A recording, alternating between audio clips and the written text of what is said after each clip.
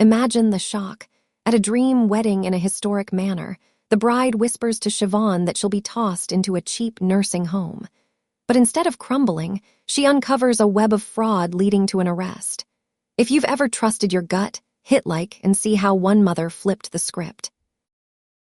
Thank you, Eliza, for this chance to share.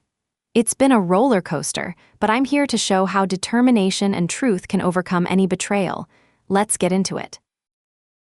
Standing at the altar of Ashford Manor's grand ballroom, watching my son Michael exchange vows with the woman I thought would become my daughter, I never imagined that in less than 2 minutes, my entire world would shatter with a whisper. The late afternoon sunlight streamed through the stained glass windows, casting rainbow patterns across the marble floor where 3 generations of O'Connells had been married. Michael looked so handsome in his father's tuxedo, the same one Patrick wore 30 years ago when we promised each other forever in this very spot. My heart swelled with bittersweet pride as I touched the antique silver pin holding my auburn hair in place, the same pin my mother wore and her mother before her. Father McKenna's voice echoed through the ballroom as he guided Catherine through her vows. Do you, Catherine, take Michael to be your lawfully wedded husband, to have and to hold in sickness and in health, for richer or poorer? Catherine turned slightly toward me, her perfect smile never wavering as she spoke loud enough for the congregation to hear. I do. I promise to love and cherish him always. Then her voice dropped to barely a whisper, meant only for my ears. Unlike his bitter old woman of a mother who'll be in the cheapest nursing home by Christmas. My blue eyes widened in shock. Surely I'd misheard. But Catherine's smile grew wider as she continued her public vows sweetly, even as she whispered her private threats. The power of attorney papers are already signed, Siobhan. This beautiful manor, just a memory. But don't worry, visiting hours are Sundays. The silver pin in my hair caught the light as my world tilted completely off its axis. 6 hours earlier, I'd been helping Catherine into her wedding dress in the manor's sunlit bridal preparation room, my hands trembling slightly as I adjusted the family heirloom veil, the same Irish lace my grandmother had worn in County Cork over a century ago. You look absolutely radiant, dear, I'd whispered, smoothing the delicate fabric. This veil has seen so much love. Michael appeared in the doorway wearing Patrick's perfectly tailored tuxedo, and my voice caught in my throat. You look just like your father did on our wedding day. He would be so proud of the man you've become. Catherine's performance had been flawless. Tears glistened in her eyes as she reached for my hands. Siobhan, you've been the mother I never had since mine died in that car accident. I'm so grateful for your blessing on our marriage. The warmth in her voice, the way she called me the mother she'd lost, it should have melted my heart completely. And it almost did. I pushed down the nagging doubts that had been growing for 6 months, choosing love over the professional instincts that had served me well for 30 years as a genealogist. Something felt wrong, but I wanted so desperately to believe in my son's happiness.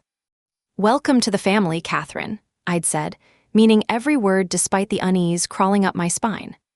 The doubts had started small. Catherine's vague answers about her family history. The way she grew hostile whenever I offered to research her genealogy, something I'd done as a gift for every family member and friend for decades. How she systematically isolated Michael from our Irish traditions, convincing him they were outdated and embarrassing. In 30 years of genealogy work, I've never met someone who left so few traces. I'd confided to my colleague Margaret over coffee 3 months ago. It's like Catherine Dubois appeared from nowhere 18 months ago. Maybe she's just private, Margaret had suggested, but even she looked concerned. I'd watched Catherine slowly change my son. The Michael who'd spent every Sunday afternoon helping me tend Patrick's memorial gardens suddenly had prior commitments. The boy who'd called me every evening since his father's death 2 years ago now went weeks without contact. When I gently asked about it, Catherine would appear with that perfect smile and some reasonable explanation about work stress or wedding planning. But my professional instincts screamed that something was fundamentally wrong. Every family leaves traces. Every person has a history.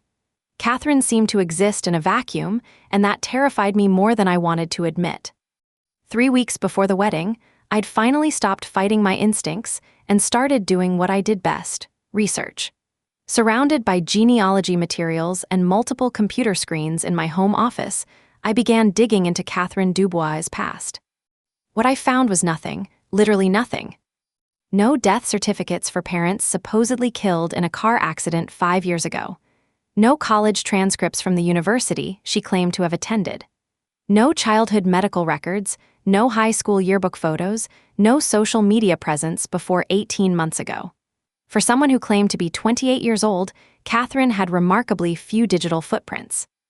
I expanded my search, using every database and connection I'd built over 3 decades of professional genealogy work. Marriage records, property deeds, court documents, employment history, every avenue led to dead ends. Every family leaves a paper trail, I muttered to myself at 2 a.m., staring at another empty search result. Every person has a history. Catherine Dubois doesn't exist before 18 months ago, but someone with her exact face certainly does. That's when I started searching not for Catherine Dubois, but for someone who looked like her. 1 week before the wedding, at nearly midnight, my computer screen illuminated my shocked face as I finally found the truth. Marriage certificate to Viktor Petrov, dated 3 years ago, still legally binding, still active. Financial records showing systematic theft from the Hartwell family in Connecticut, elderly parents convinced to sign over power of attorney before their son discovered the fraud.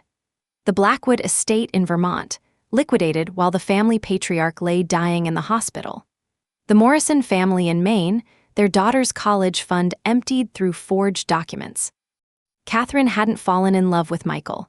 She'd fallen in love with our bank account, and she'd been planning this theft for over a year. The background checks showed she'd researched our family extensively, learning about Patrick's death, my grief, Michael's vulnerability. She'd studied our finances, our property holdings, our family dynamics. She chose Michael like a predator chooses prey, I whispered to my empty office. She studied our family, learned our vulnerabilities, and designed the perfect con. The woman my son was about to marry didn't exist. The woman he was about to marry was a professional thief who had stolen millions from families just like ours, and in 7 days, she would have legal access to everything Patrick and I had built together. Now, standing at the altar as Father McKenna pronounced them husband and wife, I watched my son kiss a woman whose real name I finally knew while wedding guests applauded around me. Catherine's whispered threats echoed in my mind as I realized I had minutes, maybe less, before she began liquidating everything. The power of attorney papers she'd mentioned. When had Michael signed those? What else had she convinced him to sign while I'd been spiraling with grief and doubt? I had to choose between speaking now and destroying Michael's happiness in front of 150 wedding guests, or staying silent and watching Catherine steal everything Patrick had worked his entire life to build. I could save his inheritance or save his heart, but I couldn't save both. And she was counting on me, choosing his feelings over his future. The silver pin in my hair felt heavier as I watched my son's radiant smile, knowing that in moments, his new wife would begin the systematic destruction of our family's legacy. But Catherine had made one crucial mistake. She'd underestimated what a mother will do to protect her child. And she'd forgotten that I wasn't just a grieving widow. I was a professional genealogist who'd spent 30 years uncovering the truth. The real wedding gift was about to begin. The cocktail hour buzzed with laughter and clinking glasses as wedding guests mingled in the manor's oak-paneled library, but I could barely hear anything over the thundering of my own heartbeat. I had to get Catherine alone. I had to try reasoning with her before this went any further. "Catherine, dear," I said, approaching her with what I hoped looked like a warm smile as she posed for photos near the fireplace. "Could I steal you away for just a moment? A private mother-daughter chat before the reception." Her eyes sparkled with what the photographer probably captured as bridal joy, but I could see the calculation behind them. "Of course, Siobhan, I'd love that."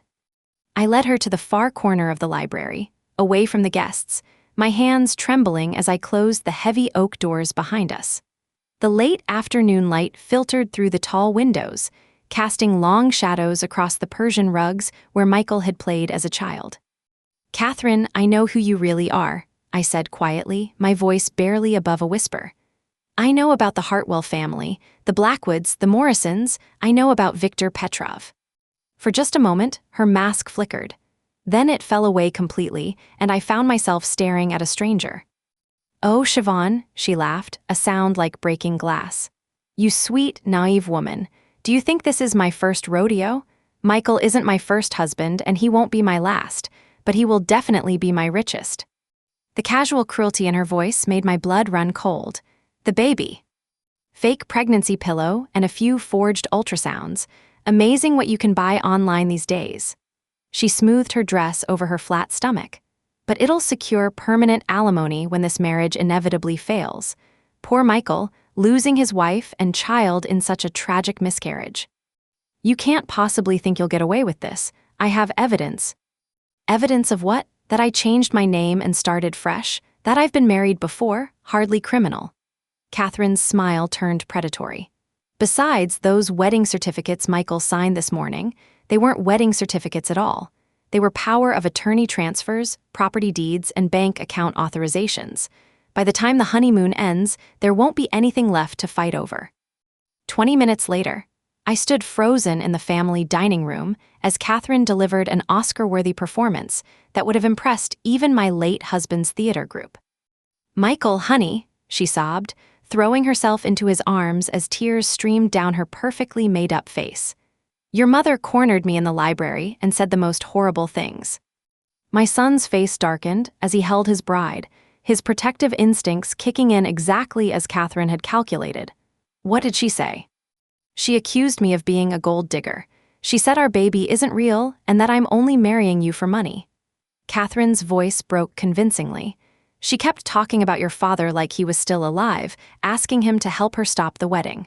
Michael, I think losing Patrick broke something in her mind." "That's not true," I protested, but my voice sounded weak even to my own ears. "Catherine, tell him what you really said to me." "She had all these documents spread out, bank statements and property records," Catherine continued, ignoring me completely. "She kept muttering about protecting the family money from outsiders and how she'd rather see it all burn than let me have any of it." Michael's jaw tightened as he looked at me with disappointment that felt like a physical blow. "Mom, is this true? Have you been investigating Catherine?" Before I could answer, Catherine produced a manila folder from her purse. "She's been making erratic financial decisions for months, Michael, moving money around, making paranoid accusations about the wedding vendors. I documented everything because I was worried about her mental state." The papers she handed him looked official, bank statements showing unusual activity, printed emails that seemed to show me making bizarre complaints about the caterers and florists. All fabricated, but expertly done. "I think we need to protect her from herself," Catherine said softly. "These papers will prevent her from destroying her own financial security during this episode." I watched in horror as my son signed document after document. Thinking he was protecting me while actually signing away any power, I had to stop Catherine's theft. The next morning, I sat in Michael's apartment kitchen, still wearing yesterday's mother-of-the-groom dress, as my son played audio recordings that made my blood turn to ice. "Listen to this, Mom," Michael said, his face etched with concern as he pressed play on his phone. "Catherine's been recording these conversations because she was worried about your behavior." My own voice filled the room, but the words coming from the speakers made me sound completely unhinged. "Catherine is trying to steal everything. I won't let her destroy what your father built. She's not who she says she is. I'll do whatever it takes to stop this wedding." "I never said those things," I whispered, but even I could hear how the spliced-together recordings sounded convincing. Catherine had been secretly recording our conversations for weeks, carefully editing together fragments to create evidence of paranoid delusions. "And this one from last week," Michael continued, playing another clip where I supposedly threatened to make Catherine disappear and ranted about protecting the family from infiltrators. The manipulation was masterful. Every legitimate concern I'd raised had been twisted into evidence of mental instability. Every moment of grief over Patrick's death had been weaponized against me. "Mom, I can't ignore this anymore," Michael said, his voice breaking. "You threatened my wife and you're talking about Dad like he's still alive. The court agreed, you need help." He handed me official papers with shaking hands, an emergency restraining order barring me from the wedding venue, a mandatory psychiatric evaluation, all based on Catherine's fabricated evidence. You have to stay at least 500 feet away from Ashford Manor and from Catherine, he said, tears in his eyes. And if the evaluation shows you're a danger to yourself or others, they'll extend it indefinitely. I stared at the legal documents, realizing that Catherine had just checkmated me using my own son's love as the weapon. At exactly 2 p.m., as I sat on my front porch staring at the restraining order papers, a black sedan pulled into my driveway. A distinguished man in his 50s emerged, followed by a woman with kind eyes and a professional bearing. "Mrs. O'Connell, I'm Victor Petrov and this is Sarah Blackwood. We need to talk." Victor, Catherine's legal husband. My heart raced as I invited them inside, praying this wasn't another trap. "I've been tracking Anya, Catherine, for 8 months," Victor explained as we sat in my living room. "She stole everything from my family before disappearing. Sarah here is from the Blackwood family in Vermont. Anya destroyed them too." Sarah opened a thick folder filled with documents. She convinced my elderly father to sign over power of attorney while he was dying of cancer. By the time we realized what happened, she'd liquidated 3 generations of family wealth. "But we've been gathering evidence," Victor continued. "Financial records, witness statements, proof of her real identity. She's stolen over $2 million from 5 families, and she convinced her last victim, a widower in Maine, to commit suicide when he discovered the theft." The room spun around me. Suicide. "He left a note saying he couldn't live with the shame of being so easily fooled," Sarah said quietly. "Anya doesn't just steal money, Mrs. O'Connell, she destroys souls. And tomorrow, she'll have legal access to everything your family built." Victor leaned forward intensely. "We have enough evidence to put her away for 20 years, but we need to catch her in the act. The FBI is involved, but they need ironclad proof of active fraud, not just past crimes." "Tomorrow's wedding isn't just a ceremony," Sarah added. "It's the final stage of her con. She's planning to liquidate everything during the honeymoon while you're legally powerless to stop her." I looked at these strangers, who'd become my only allies, and realized that Catherine's biggest mistake wasn't underestimating me. It was leaving a trail of victims who refused to give up. By evening, my worst fears were materializing in real time. Victor had set up surveillance equipment in his hotel room, and we watched in horror as Catherine accelerated her timeline. "She's not waiting for the honeymoon," Victor said grimly, pointing to his laptop screen showing financial activity. "Look at this." Wedding gift money was being transferred to offshore accounts. Vendor refunds were being processed for services already rendered. Property assessments were being fast-tracked for immediate sale. Catherine was liquidating the O'Connell estate while claiming it was protection from my erratic behavior. "She convinced Michael that you were planning to destroy the family finances out of spite," Sarah explained, showing me legal documents on her tablet. "Every transfer is being justified as emergency asset protection." My phone buzzed with automated bank alerts. Accounts I'd built over 30 years were being systematically emptied. The Manor's mortgage was being transferred.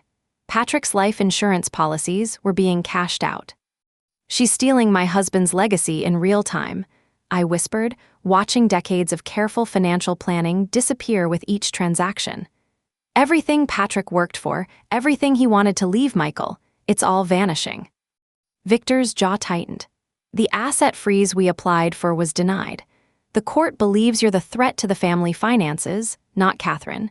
She's convinced everyone that she's protecting Michael from his unstable mother."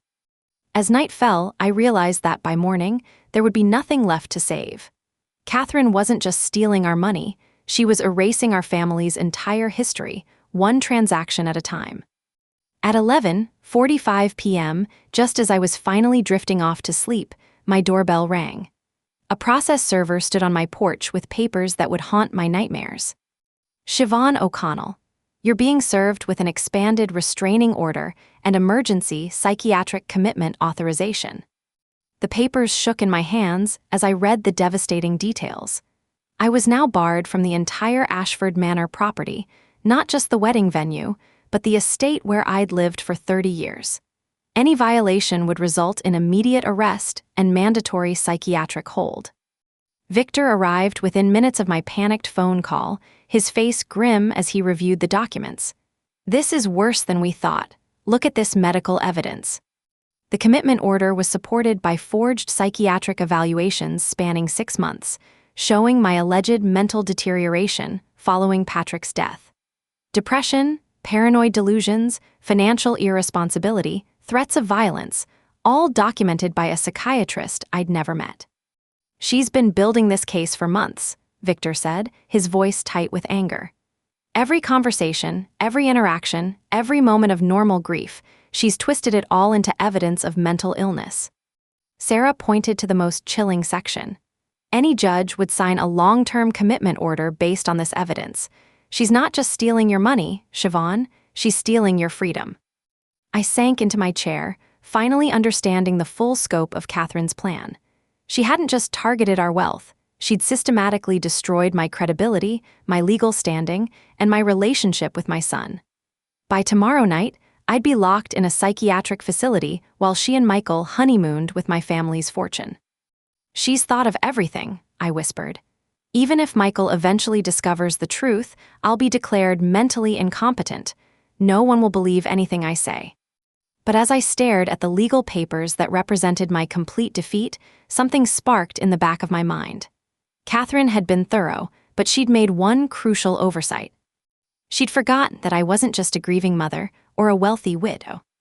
I was a professional genealogist with 30 years of experience in legal document research. And I was about to remind her exactly what that meant. The wedding morning arrived gray and cold, matching the despair that had settled in my bones after a sleepless night. At 7:30 a.m., I found myself standing at the gates of my own home, Ashford Manor, clutching a manila folder containing evidence that might save my family, knowing that one step onto the property would land me in a psychiatric facility. But I had to try, one last desperate plea before Catherine destroyed everything. I slipped through the service entrance, my heart hammering as I climbed the grand marble staircase where vendors were setting up for the ceremony. The same stairs where Michael had taken his first steps, where Patrick had carried me on our wedding night 30 years ago. "Catherine," I called out, my voice echoing through the foyer. "Please just listen to me for 5 minutes. I have proof." She turned from where she was directing the florists, her face transforming from surprise to calculated fury in seconds. "Siobhan, you're violating your restraining order." Michael.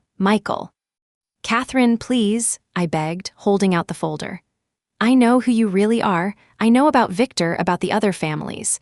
But we can stop this now, quietly before." "Help me," Catherine suddenly screamed, throwing herself backward down the marble steps with a sickening thud. She pushed me, the baby. I stared in horror as she tumbled down 15 steps, her wedding planning clipboard scattering papers everywhere. She landed at the bottom, clutching her stomach, fake blood from a concealed packet spreading across her white mourning dress. "Michael, please," I cried as my son came running. She threw herself down those stairs. "Your own mother wouldn't hurt a pregnant woman." But Michael's face was a mask of rage and betrayal as he knelt beside his sobbing bride. "Mom, stay away from us. The next call I make is to have you committed." The folder of evidence scattered across the marble floor, trampled by rushing paramedics who'd arrived suspiciously fast, as if they'd been waiting nearby. At 10:15 a.m., I sat across from FBI agent Martinez in a sterile conference room, Victor beside me as we laid out months of painstaking investigation. For the first time in days, hope flickered in my chest. "Mrs. O'Connell, your evidence is compelling," Agent Martinez said, reviewing the financial records and identity documents spread across the table.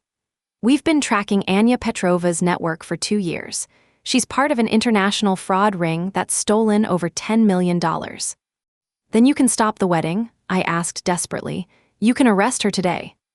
Martinez exchanged a look with his partner that made my stomach drop. "It's not that simple.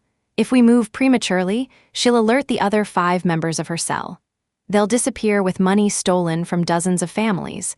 We're talking about a coordinated takedown across 3 states. Victor leaned forward intensely. How long are we talking about? 18 months for a full prosecution, maybe 2 years to recover all the assets and free the innocent men she's framed. Martinez's voice was gentle but firm. I know this isn't what you want to hear, but if we act too fast, justice for everyone else disappears. I felt the walls closing in around me. Agent Martinez, in 5 hours she'll have everything. There is no patience left. Mrs. O'Connell, we want justice too, but if we move too fast, she'll vanish and 6 other families will never recover their money. We need patience. Patience, the one thing I didn't have as Catherine's theft continued in real time. By 12:30 p.m., Victor and I sat in my car across from the manor, watching my family's destruction unfold through binoculars and laptop screens. The pre-ceremony celebration was in full swing, and Catherine was using every moment to complete her theft. Wedding gift transfers, look, Victor pointed to his screen showing real-time banking activity.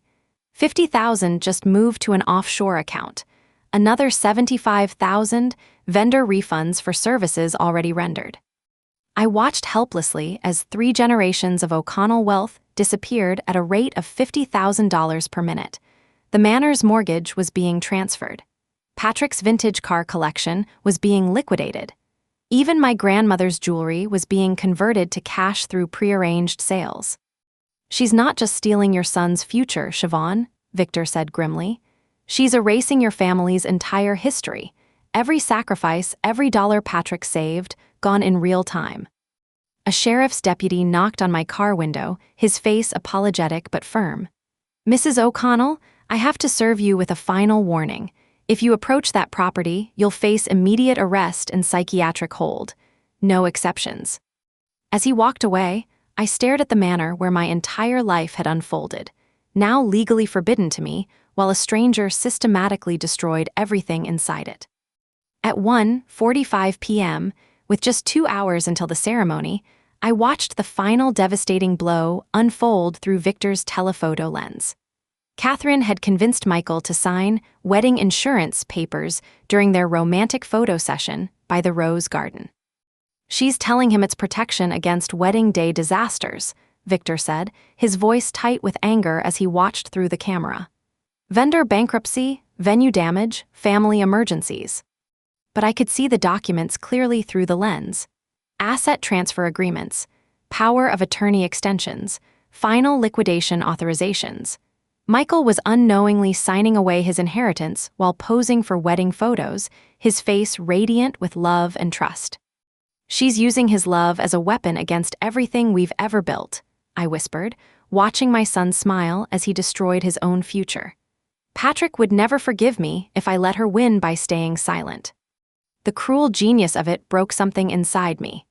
Catherine had turned Michael's deepest emotions, his love for her, his concern for my mental health, his desire to protect his new family, into tools for his own destruction. I'd spent 6 months trying to save his feelings, while Catherine systematically demolished his future. I'd chosen his temporary happiness over his permanent security, and now both were gone. At 2:15 p.m., with 90 minutes until the ceremony, I finally remembered who I was before I became a victim. Victor, I have an idea, I said, pulling out my professional genealogist credentials. Catherine made one crucial mistake. She forgot that I don't just research family histories, I research property fraud. And right now, she's stealing my family's property with forged documents. I showed him my certification as a legal document researcher, authorized by the state to serve papers and conduct official investigations. The restraining order prevents me from approaching as Michael's mother, but it doesn't prevent me from conducting official business as a licensed professional. Victor's eyes lit up with understanding. You can override the restraining order for legitimate genealogy work. Exactly, and I've prepared the perfect genealogy presentation. I pulled out a beautiful leather-bound book from my trunk, a wedding gift genealogy book containing a legal notice of property fraud investigation, completely legitimate professional business. Sarah arrived with 3 venue staff members who'd witnessed Catherine's suspicious behavior all morning. The catering manager, the florist, and the photographer, she explained. They've all seen her making financial calls and signing documents that have nothing to do with wedding planning. Catherine's been so focused on the legal trap she set for me, she forgot that I have 30 years of professional credentials and a network of colleagues who trust my expertise, I said, feeling strength return to my voice for the first time in days. The plan crystallized with perfect clarity. Catherine had used the legal system against me, but she'd forgotten that I was part of that system too. As I put the finishing touches on my plan, I revealed the trump card I'd been preparing all night. Victor, remember when you helped me install those security cameras last month? The ones I said were for protecting the manor during wedding preparations. His eyes widened. You've been recording everything. Every conversation, every financial transaction, every moment of Catherine's real behavior when she thought no one was watching. I showed him the tiny cameras hidden in floral arrangements and behind family portraits throughout the manor. 30 years of documenting family histories taught me one thing: the truth always leaves a trail, and I know exactly how to follow it. The wireless feeds had captured Catherine's morning phone calls arranging money transfers, her casual discussions with accomplices about liquidation timelines, her practiced lies to vendors and staff. Most damning of all, her cruel laughter while watching the fake medical reports that would send me to a psychiatric facility. My genealogy colleague helped me set up equipment that connects wirelessly to the venue's presentation system, I explained. Catherine wanted to destroy my credibility with fabricated evidence, but real evidence is about to destroy her. For the first time in days, I felt like myself again. Not a victim, not a paranoid mother, but a professional investigator who'd spent 3 decades uncovering the truth. At 2:45 p.m., 1 hour before the ceremony, I made my final preparations while wedding guests began arriving at the manor. Through the surveillance feeds, I watched Catherine greeting everyone with perfect grace, accepting congratulations and admiration from people who had no idea they were witnessing the final act of an elaborate theft. "She's so confident," Sarah observed, watching Catherine pose for photos with Michael's college friends. "She actually believes she's untouchable." "She is untouchable through normal channels," I replied, adjusting the wireless connection to the venue's projection screens. "But she forgot that I'm not normal people. I'm a professional genealogist with legal authority to investigate document fraud, and she's been committing document fraud in my own home." Victor checked his watch nervously. "The FBI said they need more time." "The FBI can have all the time they want after today," I interrupted. "But my family's legacy won't survive another hour of Catherine's theft.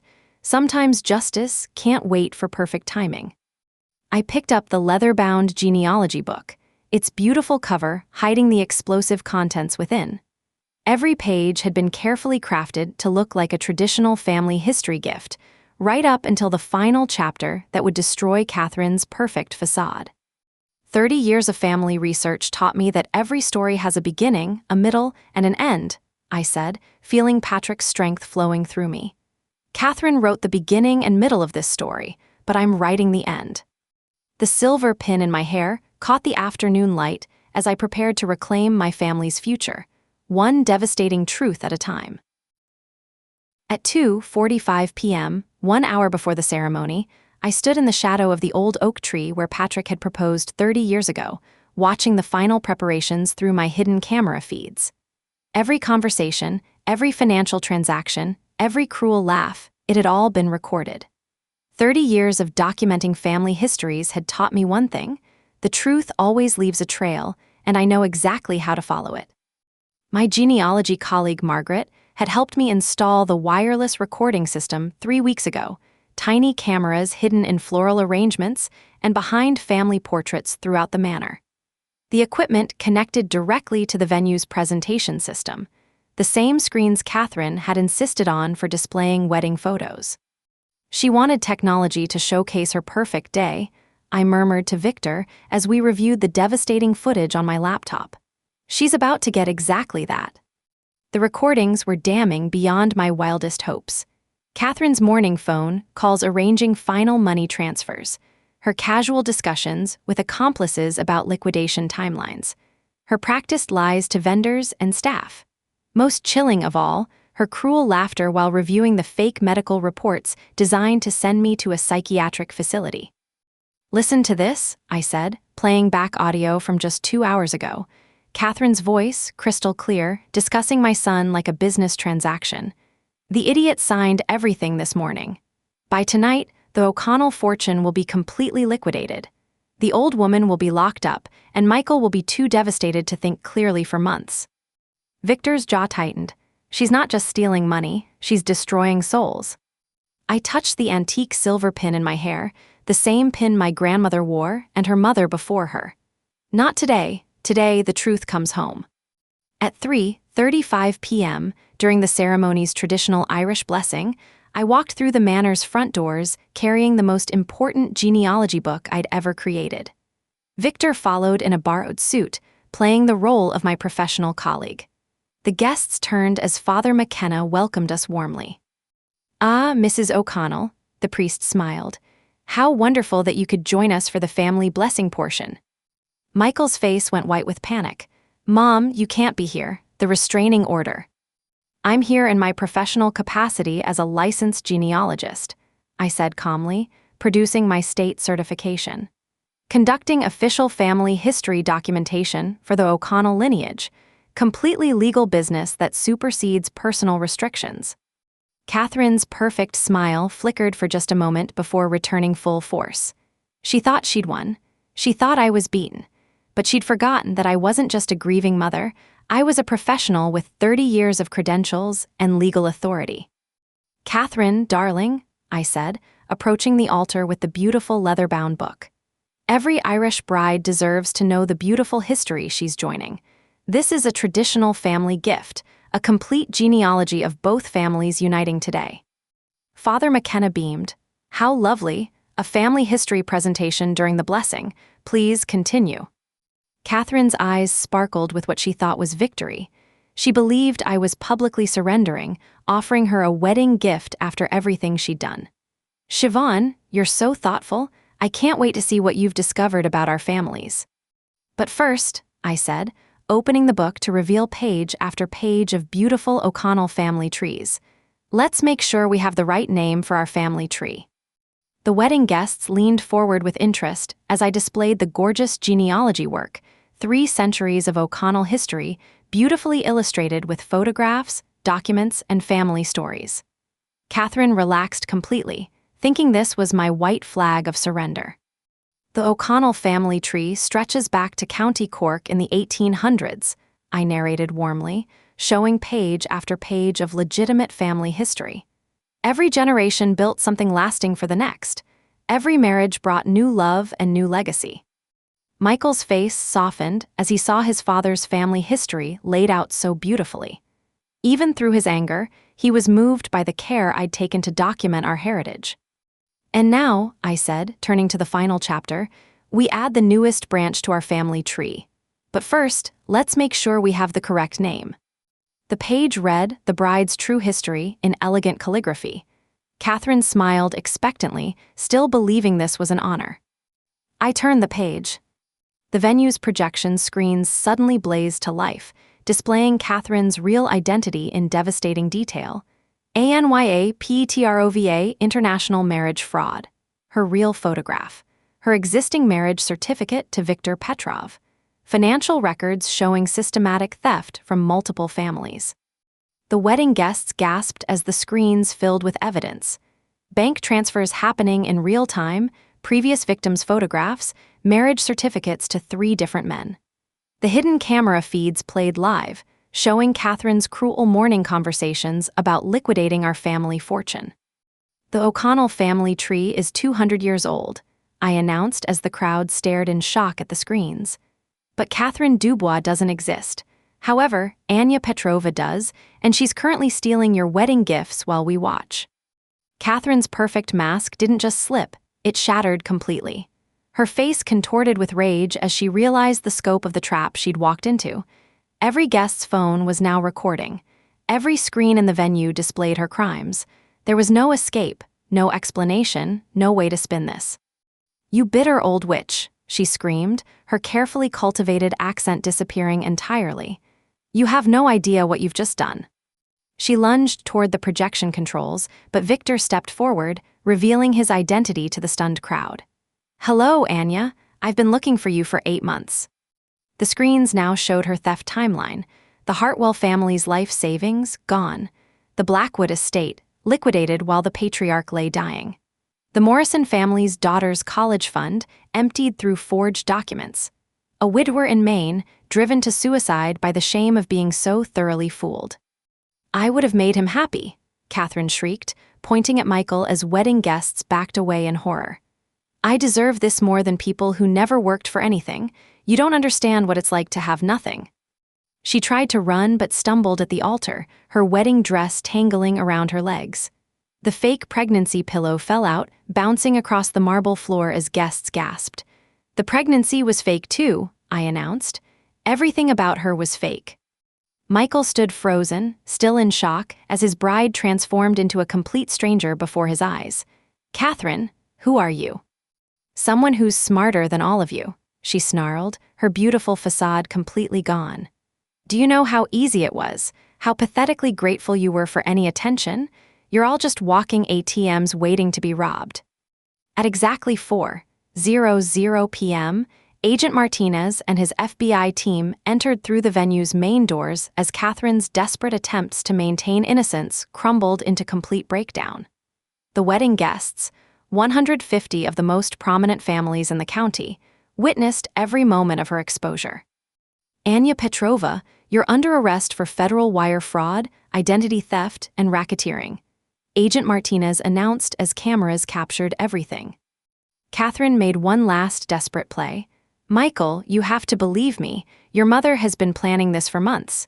She's mentally ill, look at the psychiatric reports." But the screens now displayed the truth about those reports too. Payments to a corrupt psychiatrist, forged signatures, fabricated evidence. Every lie she'd told, every manipulation she'd used, every cruel calculation, all of it exposed simultaneously. "The woman you married doesn't exist, son," I said gently as Michael stared at the evidence in horror. "But the family who fought to save you does." Wedding guests pulled out their phones, recording every moment as Catherine was handcuffed in her wedding dress. The society pages would run this story for months. The woman who tried to steal our family's reputation had just destroyed her own in the most public way possible. "Mrs. O'Connell," Agent Martinez said as Catherine was led away, "your evidence didn't just save your family. We've been able to recover money from all her previous cons and free 2 innocent men she framed for financial crimes. Your work helped us take down her entire network." As Catherine was loaded into the FBI van, still screaming about how she deserved better than this, Agent Martinez revealed the full scope of what my investigation had accomplished. "Your documentation will help us recover over $3 million for 6 other families," he explained. "The Hartwells will get their life savings back. The Blackwood estate will be restored. Sarah Morrison's college fund will be returned." Victor stepped forward, his voice thick with emotion. "Siobhan, because of your work, my family's reputation will be cleared. Anya had convinced everyone that I was complicit in her crimes. The evidence you gathered proves I was a victim too." Then he did something that surprised everyone. He dropped to one knee in front of Sarah Blackwood, pulling out a simple ring. "Sarah, we've both been through hell because of that woman. But watching real justice finally happen, seeing what fighting for family really means, I don't want to waste another day. Will you marry me?" Through her tears, Sarah said yes, and the wedding guests, who'd come expecting one ceremony, found themselves witnessing a proposal born from justice and healing instead of lies and theft. "Agent Martinez," I said, watching my son slowly process everything that had happened, "what happens to all the money Catherine stole from us?" "Full recovery within 30 days, he smiled. "Every penny plus damages. She made one crucial mistake. She kept detailed records of every theft, thinking she was too smart to get caught." At 4:15 p.m., in the Manners garden where Patrick and I had been married 30 years ago, Michael approached me with tears streaming down his face. He was still wearing his father's tuxedo, still holding the wedding rings that would never be used. "Mom," he whispered, his voice breaking, "I'm so sorry. I chose a stranger over the woman who raised me. Dad would be ashamed of how I treated you." He removed Patrick's cufflinks, the ones I'd given him that morning, and tried to hand them back. I don't deserve to wear these. I don't deserve to be Dad's son after what I put you through. I took his hands, cufflinks and all, and held them tight. Michael, your father always said that family isn't about never making mistakes. It's about fighting for each other when it matters most. Today, we both fought, just in different ways. But I signed those papers. I believed her lies. I was going to put you in a psychiatric facility. His shoulders shook with shame. You were protecting someone you loved, I said gently. That's not a character flaw, sweetheart. That's exactly the kind of man your father raised you to be. Catherine used your best qualities against you, but that doesn't make those qualities wrong. We stood together in the garden where 3 generations of O'Connells had made their promises, surrounded by the roses Patrick had planted for our 10th anniversary. The late afternoon sun cast golden light through the trees, and for the first time in months, I felt peace. Mom, how did you know? Michael asked. How did you see through her when I couldn't? I smiled, touching the silver pin in my hair. Because I'm not just your mother, darling. I'm a professional genealogist who spent 30 years learning that when someone has no past, it's usually because they're running from it. At 4:30 p.m., as the sun began to set over Ashford Manor, I carefully removed the antique silver pin from my auburn hair and placed it in a small velvet box. This pin has been worn by O'Connell brides for 4 generations, I told Michael as we sat on the garden bench where his father used to read him bedtime stories. My great-grandmother wore it in County Cork. My grandmother wore it when she came to America. My mother wore it, and I wore it when I married your father. Michael looked at the delicate silver piece, its Celtic knots catching the fading light. Mom, I don't know if I'll ever trust anyone enough to marry again. You will, I said with certainty. Because now you know the difference between someone who loves you and someone who studies you. Catherine spent months learning your vulnerabilities. When you find real love, you'll spend years learning each other's strengths. I closed the box gently. This pin will wait for you, just like the manor will wait, just like our family legacy will wait. Catherine tried to steal our past and our future, but she forgot something important. What's that? Love doesn't leave a paper trail, Michael. It leaves a heart trail, and your heart is still completely intact. Victor and Sarah approached, hand in hand, their faces glowing with new hope. Mrs. O'Connell, Victor said, Sarah and I were wondering, would you consider doing the genealogy research for our wedding? We want to start our marriage with complete truth. I smiled, feeling Patrick's presence in the evening breeze. I'd be honored. After today, I think we all understand how precious real family history truly is.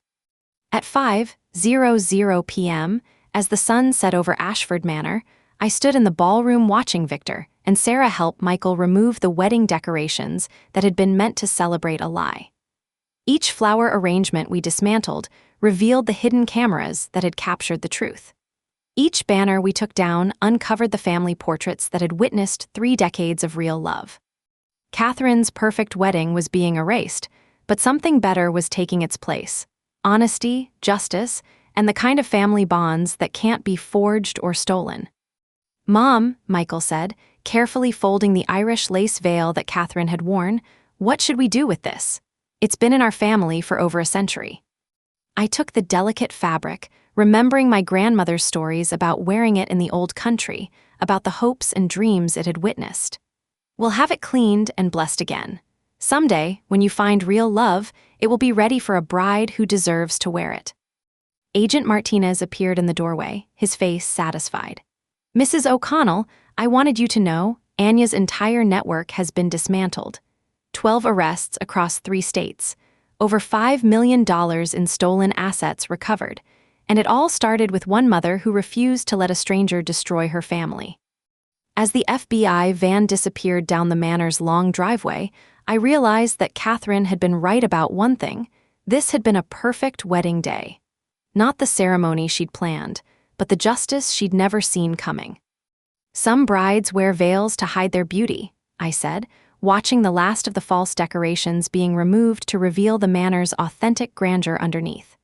Others wear them to hide their true faces. Today, all the veils came off, and justice looked beautiful. The silver pin gleamed in my palm as I looked around the ballroom where my own wedding reception had been held 30 years ago. Patrick would have been proud. Our family legacy was secure, our son was safe, and the truth had finally come home. Catherine had tried to steal our past and our future, but she'd forgotten the most important thing about the O'Connell family. We don't just document history, we make it. Siobhan, your courage is inspiring. Thank you for opening up. This story reveals how honing your expertise, like genealogy, can shield your family from deceit and deliver real justice. Was Siobhan's bold move justified? Share your thoughts in the comments. If this resonated, please like and subscribe for more empowering stories. I'm Eliza Quinn, and remember, here on Wedding Day Justice, veils off, justice on.